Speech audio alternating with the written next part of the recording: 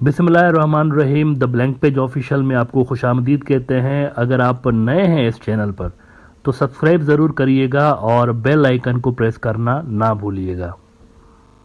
ایک کہاوت ہے کہ بدلتا ہے رنگ آسمان کیسے کیسے.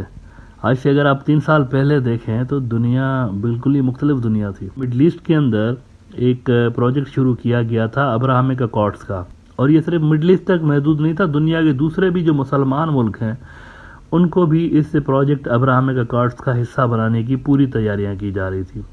ایک نیا آرڈر کریٹ کیا جا رہا تھا مڈل ایسٹ کے اندر، نیا ریجنل آرڈر.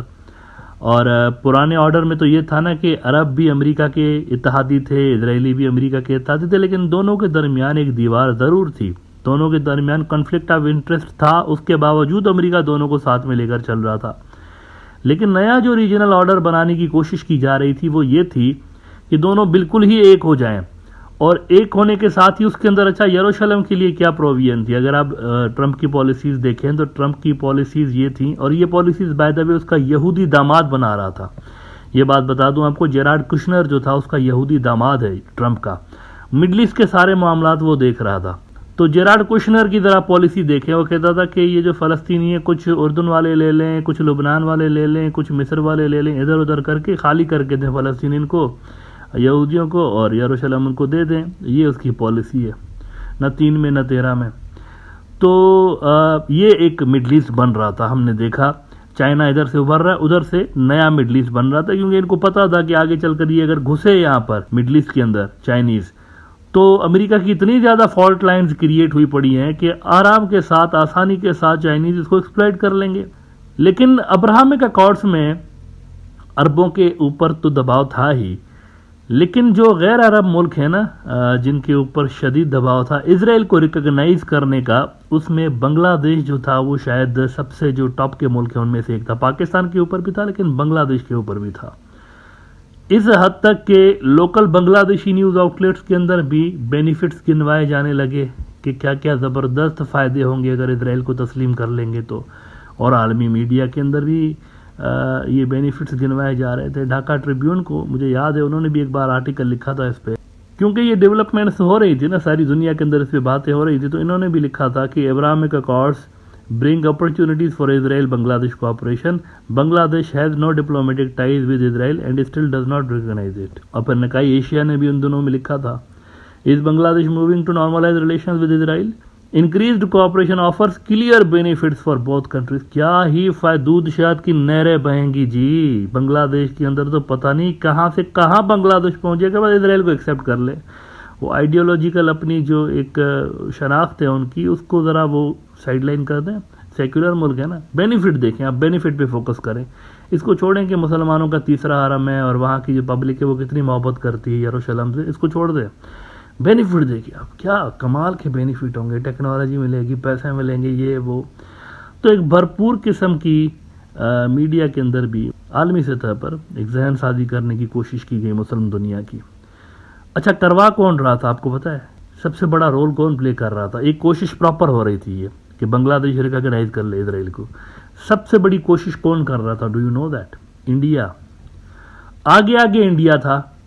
انڈیا بھرپور لابنگ کر رہا تھا، بھرپور کوشش کر رہا تھا کہ بنگلہ دیش ریکگنائز کر لے اسرائیل کو. حالانکہ شیخ مجیب الرحمان نے خود ان کو سائڈ پہ کیا ہوا تھا. شیخ مجیب الرحمان نے کیٹیگوریکلی ریجیکٹ کر دیا تھا اس آئیڈیا کو ہی کہ ہم اسرائیل کو ایکسیپٹ کریں گے. حالانکہ بنگلہ دیش کے بننے کے حوالے سے جو انڈیا کا ٹاپ کا جنرل تھا، جنرل جیک فرج رفائل جیکب، اس نے بڑا کلیدی رول پلے کیا تھا 1971 کی جنگ کے اندر. اور اسرائیلی جو لابیز تھیں وہ بھی اصل میں سپلٹ کو سپورٹ کر رہی تھی، پاکستان کی سپلٹ کو، کیونکہ پاکستان جو تھا وہ عرب بلاک کے اندر تھا اور اس وقت عربوں کا اور اسرائیلیوں کا شدید پھڈا پڑا ہوا تھا، سعودی بلاک میں تھا نا. تو انڈیا کی آرمی کا یہ یہودی جنرل آگے. اور اس کے علاوہ بھی جو یہودی لابیز تھیں وہ بہت کوشش کر رہی تھی کہ سپلٹ ہو جائے پاکستان. اور جب سپلٹ ہو گیا تو ان کو یہ لگ رہا تھا کہ شیخ مجیب ان کو ایکسیپٹ کر لے گا، لیکن شیخ مجیب نے ان کو ریکگنائز کرنا تو دور کی بات ہے. انہوں نے وہ جو ٹریڈیشنل پالیسی تھی نا پاکستان کے دنوں سے لے کر فلسطین کے حوالے سے، اسی کو مینٹین رکھا کہ ہم تو فلسطین کو سپورٹ کریں گے، ان کو کبھی نہیں کریں گے. تو یہ شروع سے کوشش کرتے رہے کہ ہمیں کسی طرح سے ریکگنیشن مل جائے اسرائیل کی. اور انڈیا شروع سے لے کر ٹول رہا ہے اسرائیل کے لیے اس حوالے سے، لابنگ انڈیا ہی کرتا رہا ہے. ڈائریکٹ تو ریلیشنس نہیں ہے نا اسرائیل اور ان کے بنگلہ دیش کے، تو انڈیا یوز کرتا ہے، انڈیا کی آفس یوز ہوتی ہے۔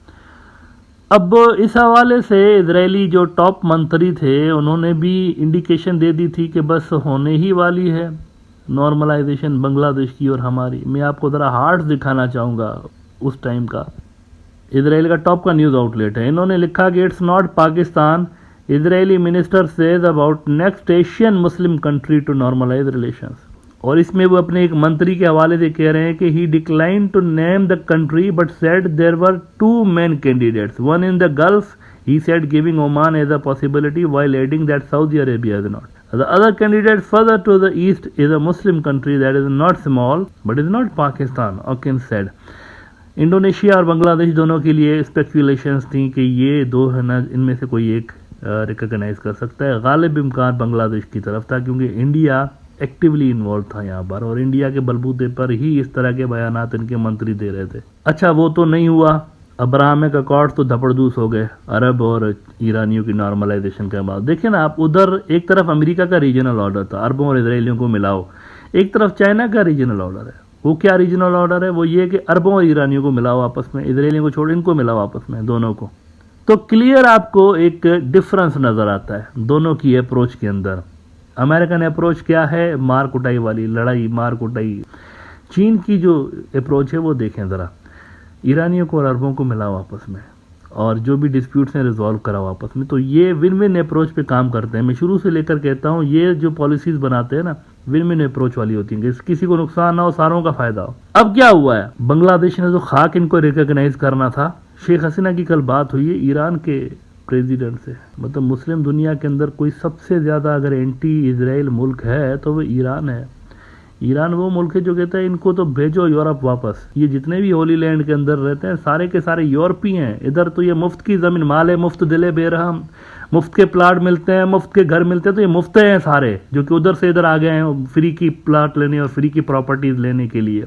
تو وہ کہتے ہیں نکالو ان مفتوں کو ساروں کو یہاں پہ، اور جو اصل وارث ہیں فلسطینی ان کو دے دو زمین۔ یہ پالیسی ہے آفیشیل پالیسی ایران کی۔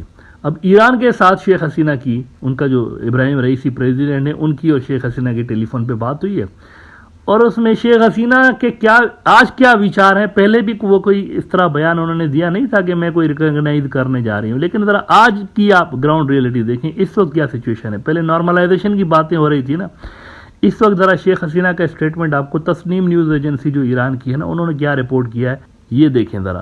وہ کہتے ہیں کہ Iran eyes closer trade ties with Bangladesh, اور وہ کہتے ہیں Sheikh Hasina for her part strongly condemned the criminal actions of the Zionist regime against the Palestinian people, adding, supporting the oppressed people of Palestine and condemning the aggression of Zionist regime is the fixed position of the government and the people of Bangladesh۔ اب اس statement کے بعد اگر کسی کے دل میں India میں یا اسرائیل میں، انڈیا تو میں نہیں کہوں گا، انڈیا میں تو زبردست لوگ ہیں، اصل یہ جو کھیل کھیل رہے تھے ہندوتوا کے ٹھگ کھیل رہے تھے یہ، اور زائنسٹ وہ بھائی بھائی ہیں نا آپس میں، تو ان کے دل میں اگر کوئی تھوڑی بہت ایک ارمان مچل رہا تھا کہ جی مطلب بس بنگلہ دیش کو توڑ لیں گے ہم اور کر دیں گے ان کو اسرائیل کی سائڈ پہ، تو وہ خواہش تو ہو گئی دفن، وہ تو ختم، ٹائٹا فش ہو گیا وہ سارا۔